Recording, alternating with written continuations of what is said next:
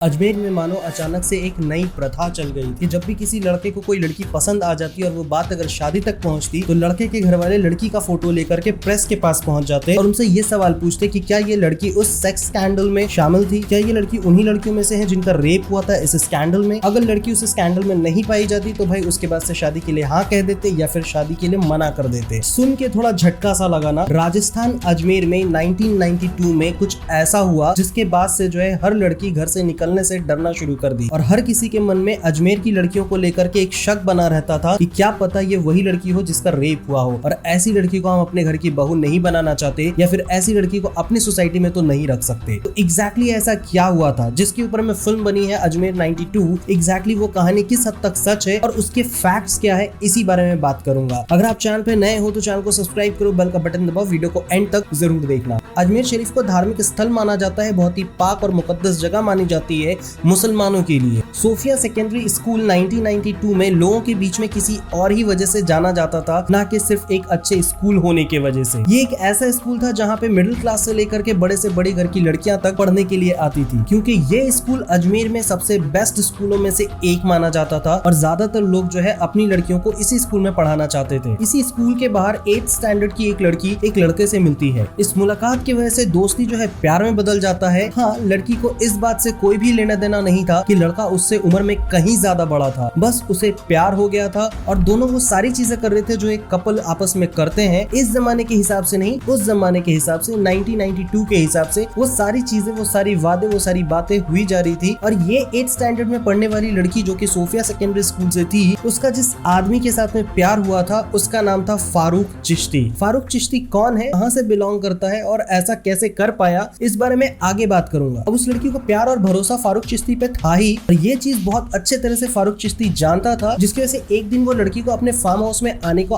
Offer करता है और लड़की फार्म हाउस जाने के लिए तैयार हो जाती है। फार्म हाउस जाने के बाद में उसके साथ में के लिए अप्रोच किया जाता है और लड़की उसके लिए भी हाँ कह देती है। अब वो दोनों जब सेक्स कर रहे होते तो इसी बीच में फारूक चिश्ती फोटो निकाल लेता है, यानी न्यूड्स निकाल लेता है। जैसे ही वो फोटो क्लिक कर लेता है उसके फौरन बाद से फारूक चिश्ती अपना असली रूप दिखाना शुरू करता है। उसी वक्त कैमरे में से रील्स निकाल करके उस लड़की को दिखाता है और कहता है अगर ये फोटो लोगों के हाथ में लग गई तो क्या होगा, अगर ये फोटो मैंने सबको दिखा दिया तो क्या होगा। ये सुन करके उस लड़की के होश उड़ गए थे और उसके बाद से रखी जाती है एक डील कि मैं ये सारे फोटोज जला दूंगा, मैं ये सारे फोटो डिस्ट्रॉय कर दूंगा या फिर मैं तुम्हें दे दूंगा अगर तुम इसके बदले में अपनी किसी और दोस्त को लेकर के यहाँ पर आओगी। तो आगे बढ़ने से पहले एक चीज याद दिला देना चाहता हूँ कि ये उस जमाने की बात है जब कोई लड़की किसी लड़के से सिर्फ बात भी कर ले तो वो बहुत बुरा माना जाता था और ऐसे में अगर कोई आपकी निकाल ले तो आप समझ सकते हो कि सामने वाले की हालत क्या हो सकती है। ये बात तो थी इस स्कैंडल की शुरुआत की, लेकिन आगे बढ़ने से पहले ये जानना जरूरी है कि फारूक चिश्ती था कौन। फारूक चिश्ती अजमेर यूथ कांग्रेस पार्टी का प्रेसिडेंट था। फारूक चिश्ती के दो और भाई नफीस और अनवर चिश्ती इसी पार्टी के वाइस प्रेसिडेंट और कार्यकर्ता थे। फारूक चिश्ती इतना बड़ा नाम था उस वक्त कि शायद ही कोई उसे ना जानता हो।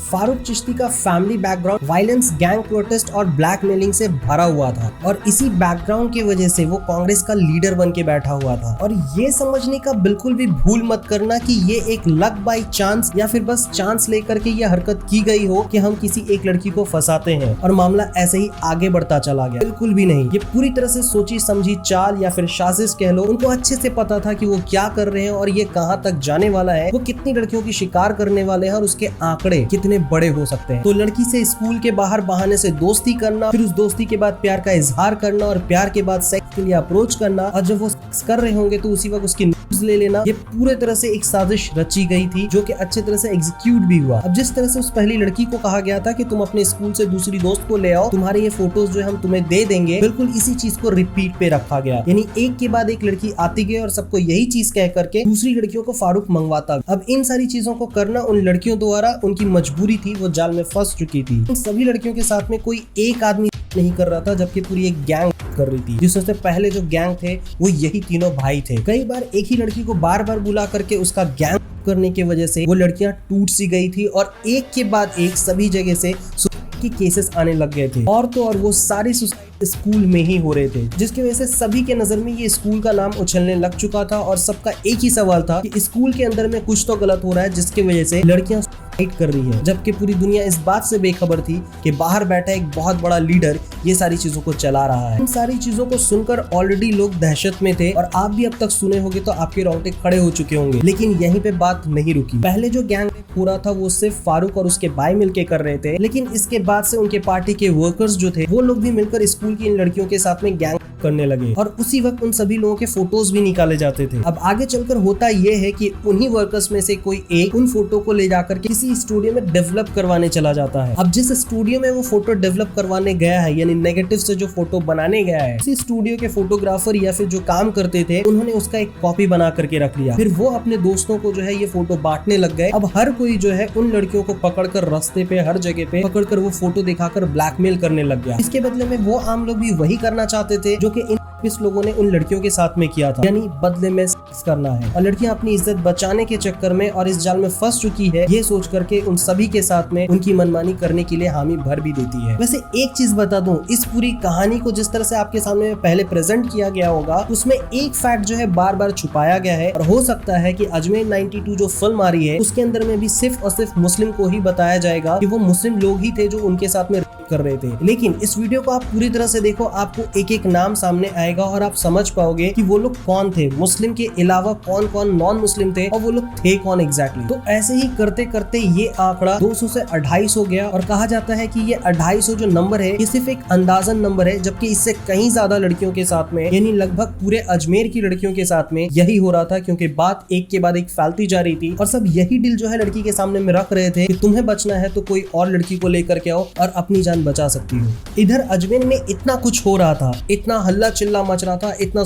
केसेस आ रहे थे, कई सारी लड़कियों की रिपोर्ट्स भी आ रहे थे, लेकिन इसके ऊपर में कोई भी न्यूज आपको देखने को नहीं मिलेगी। ना ही उस वक्त में कोई न्यूज चलाया गया था और ना ही कोई न्यूज छापी गई थी। मुश्किल से कोई 2-3 ही प्रिंट मीडिया थी जो कि इस पे कुछ आर्टिकल लिखी थी। अब ऐसा क्यों हो रहा था, वो न्यूज आ क्यों नहीं रही थी, इसके पीछे के कुछ कारण थे। सबसे पहला कारण कि लड़की की तरफ से कोई भी कंप्लेन ही नहीं आ रहा था। क्यों नहीं आ रहा था, ये ऑब्वियस सा रीजन है जो कि मुझे नहीं लगता आपको बताने की जरूरत है। वहीं दूसरा सबसे बड़ा रीजन फारूक चिश्ती खुद था। कोई भी फारूक चिश्ती से भिड़ना नहीं चाहता था, क्योंकि इस इंसान का नाम पहले से लोग जानते थे और ये अपने पावर का कैसा इस्तेमाल करेगा इस डर से कोई भी इससे भिड़ना नहीं चाहते थे। अगला जो रीजन है ये काफी बड़ा रीजन है कि पॉलिटिशियन द्वारा इस न्यूज को दबाया जा रहा था कि ये बात बाहर नहीं फैलनी चाहिए वरना दंगे हो जाएंगे, हिंदू मुस्लिम में एक जंग सी छिड़ जाएगी। लेकिन तभी कुछ ऐसा होता है जिसके वजह से आज मैं और आप इस न्यूज के बारे में बात कर रहे हैं। मई 1992 नवजोत न्यूज़पेपर में काम करने वाले एक रिपोर्टर के पास में उसका कलीग एक फोटो लेकर के आता है जिसमें किसी लड़की का रेप होते हुए न्यूड हालत में उसकी फोटो खींची गई है और वो कलीग उस रिपोर्टर को जाकर के कह रहा होता है हम इस लड़की को ये फोटो दिखा करके अपना काम निकलवा सकते हैं, और काम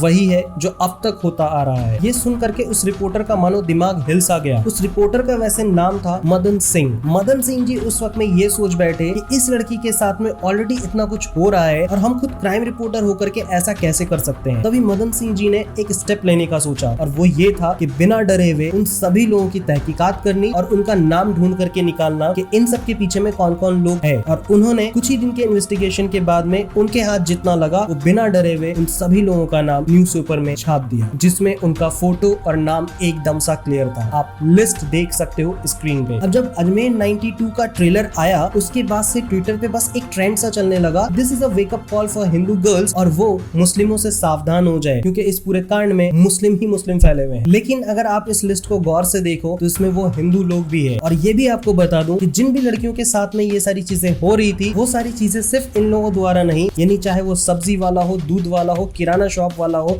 या फिर स्कूल का टीचर हो, हर आदमी उस फोटोग्राफ को दिखा करके उन लड़कियों से वही फायदा उठा रहा था जो ये रेप लोग उठा रहे थे। यानी आम आदमी में चाहे वो मुस्लिम हो या पॉलिटिशियन में कोई मुस्लिम हो या फिर हिंदू आम आदमी हो या फिर मुस्लिम आम आदमी हो, हर कोई वही चीज कर रहा था जो वो सारे लोग कर रहे थे। तो जहां तक मैं जान पाया हूँ कि अभी तक कोई भी क्रिमिनल, वो चाहे कोई भी क्राइम करता हो, जैसे वो टेररिस्ट हो या रेपिस्ट, भले से उसका क्राइम छोटा हो या बड़ा हो, वो धर्म देख करके नहीं, वो बस एक क्रिमिनल होता है, उसका कोई धर्म नहीं होता। ना वो हिंदू हो सकता है, ना वो मुस्लिम, ना ही क्रिश्चियन, ना ही सिख, नोबडी। तो वापस आते हैं मदन सिंह जी ने आगे क्या किया। मदन सिंह द्वारा जैसे ही ये न्यूज अखबार में छापा गया उनके फोटो और नाम के साथ में, उसके अगले ही दिन उन पे अटैक होना शुरू हो गया और 2 दिन के अंदर में उनका पीछा किया गया, खुली सड़क पे उन पे गोलियां चलाई गई और जब वो जख्मी हालत में हॉस्पिटल में पहुंचे तो हॉस्पिटल में पुलिस वाले होने के बावजूद भी उनके इमरजेंसी रूम में घुसकर उनको गोली से मार दिया गया। इधर अब तक संख्या जो है 250 से भी ज्यादा हो चुकी थी। अब बात आ चुकी थी कि ये जो न्यूज छपी है उसमें कितनी सच्चाई है, उसकी इन्वेस्टिगेशन की जाए। और जब उसकी इन्वेस्टिगेशन में लड़कियों को सामने लाने की बात हुई कि वो लड़कियां अपने साथ हुई हुई चीज को बयान करे, तो उन 250 लड़कियों में से आई सामने सिर्फ और सिर्फ 32 लड़कियां। और जब उन 32 लड़कियों को के आइडेंटिफिकेशन के लिए बुलाया गया तो उनमें से सिर्फ और सिर्फ 2 ही लड़कियां हाजिर हुई जिन्होंने 18 को आइडेंटिफाई किया। 1992 में ये स्कैंडल रजिस्टर होने के बाद, ये केस रजिस्टर्ड होने के बाद हमारे लॉ एंड ऑर्डर को 6 साल लगे ये स्टेटमेंट सुनाने के लिए कि ये जो भी चीजें हुई है उसके लिए जितने भी आरोपी पकड़े गए हैं उनको उम्र कैद की सजा दी जाती है। और जैसे ये सजा अनाउंस हुआ, एक एक करके जो है अपराधी गायब होने लग गए। उन 18 अपराधियों में से 6 तो गायब ही हो गए। और सवाल सबसे बड़ा ये उठता है कि इस पूरे स्कैंडल का जो सबसे बड़ा मास्टरमाइंड फारूक चिश्ती था और उसके 2 भाई और थे, इसके अलावा कुछ पॉलिटिशियन के नाम भी आ रहे थे, वो सारे के सारे लोग साफ बच जाते हैं। फारूक चिश्ती के लॉयर ने तो ये कहकर उसको बचा लिया कि उसकी मानसिक स्थिति अभी स्टेबल नहीं है और वो किसी भी हालत से एक सामान्य दिमाग वाला इंसान नहीं लग रहा है, तो हम इसे सजा दे ही नहीं सकते। और ये ऑन पेपर प्रूफ होने की वजह से हमारे इंडियन लॉ एंड ऑर्डर की तरफ से ये आया कि हाँ, हम इन्हें नहीं सजा दे सकते हैं जब तक कि इनकी दिमागी स्थिति सही नहीं हो। तो 1998 में फाइनली जाकर के उन 12 लोगों को सजा दी गई जो इस गैंग में शामिल थे। लेकिन फारूक चिश्ती और उनके भाई और इसके अलावा कुछ पॉलिटिशियन साफ साफ बाहर घूम रहे थे। लेकिन बहुत सारी कोशिशों के बाद इस बीच जितनी भी लड़कियां अजमेर में थी और जिन भी लड़कियों के साथ में ये सारी चीजें हो रही थी, समाज ने उनको पूरे तरह से अपने साइड से कट ऑफ कर दिया था। और लड़कियां कहीं पे भी जाती थी तो उनको सब उसी नजर से देखते थे जैसे उनकी ही गलती। धीरे धीरे करके वो 250 लड़कियां मानो गुमसी हो गई। सभी ने अपने पहचान बदल दिए, ज्यादातर लड़कियों ने अपने शहर बदल लिए, अपने नाम बदल लिए और उन सारी चीजों को भूलने की कोशिश में लग गई। और इन सब के बावजूद भी अभी भी न्याय अधूरा था। 1998 के बाद में 2007 में जाकर के ये प्रूफ हो पाया कि इसमें फारूक चिश्ती ही मास्टरमाइंड था और तब जाकर के उससे जेल हुई, जो कि ताउम्र के लिए था। लेकिन अचानक 2013 में फारूक चिश्ती को ये बोल करके छोड़ दिया गया कि ये बहुत कुछ झेल चुके हैं, अब इससे ज्यादा इन्हें परेशान ना किया जाए और इन्हें जो है चैन से जीने का हक दिया जाए। ये कह करके उनको जेल से रिहा कर दिया गया। और तो और फारूक चिश्ती अपने उसी जगह पे जाकर के फिर से वैसे ही रहने लगा, उसी दबदबे के साथ में जैसे वो पहले था। आज भी उस स्कैंडल की कई सारी लड़कियां नानी और दादी बन चुकी है, लेकिन अब वो इंसाफ नहीं चाहती। अभी देखते हैं कि अजमेर 92 में कितने सारे फैक्ट्स रखे जाते हैं, किस तरह से कहानी को दिखाया जाता है। ट्रेलर में तो वैसे देखने को मिला है कि एक रिपोर्टर है जो पुलिस स्टेशन में जाके बार बार जो है फैक्ट की तलाश कर रहा है और पुलिस वालों से जो है हेल्प मांग रहा है, लेकिन पुलिस वाले भी जो है उनको हेल्प नहीं कर पा रहे हैं। लड़कियों के कुछ सीन्स दिखाए जा रहे हैं और जो अब तक की इस वीडियो में मैंने बताया है, जो कि रियलिटी में कुछ ऐसा ही हुआ था, रिपोर्ट द्वारा और इंटरनेट पे दिए गए जानकारी द्वारा, भाई उसी चीज को ये उस तरह से रख पाते हैं या नहीं, और इन लोगों ने कितनी डीप जाकर के रिसर्च किया है, या उन लोगों से जाकर के ये मिल भी पाए हैं, उनसे ये पूछ भी पाए हैं कि उनके साथ एग्जैक्टली क्या हुआ है, ये फिल्म देखने के बाद ही पता चलेगा। तो आपको ये वीडियो कैसा लगा, क्या ये आपको इन्फॉर्मेटिव लगा या नहीं, कमेंट सेक्शन पे जरूर बताना आपका क्या टेक है। और जो भी लोग सिर्फ और सिर्फ किसी एक धर्म को टारगेट करके चल रहे हैं, भले से वो हिंदू है या मुस्लिम, आपकी क्या राय है इस बारे में कमेंट सेक्शन पे जरूर बताना। मिलता हूँ नेक्स्ट वीडियो में, तब तक के लिए स्वस्थ रहो, मस्त रहो, जबरदस्त रहो।